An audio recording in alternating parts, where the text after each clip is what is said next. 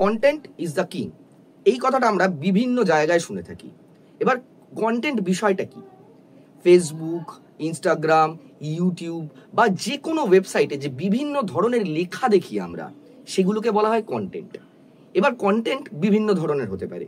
তা academic content writing হতে পারে, নন একাডেমিক কন্টেন্ট রাইটিং হতে পারে, নিউজ কন্টেন্ট রাইটিং হতে পারে, এসইও কন্টেন্ট রাইটিং হতে পারে।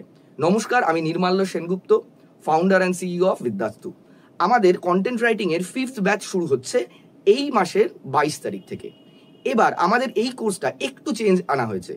এতদিন আমাদের এই কোর্সে নিউজ, একাডেমিক এবং non academic course content writing ছিল। এবার তার সঙ্গে জয়েন হয়েছে এসইও কন্টেন্ট রাইটিং। এসইও কি? Search engine optimisation, digital marketing এর জন্য যেটা প্রচন্ড গুরুত্বপূর্ণ একটি বিষয়। এবং এখন অবধি যারা যারা আমাদের এই কোর্স করেছে ব্যাচ 4 অবধি, সিরিয়াস প্রত্যেকটি স্টুডেন্ট কিন্তু প্লেসড। তাই আমরা দিই 100% প্লেসমেন্ট সাপোর্ট।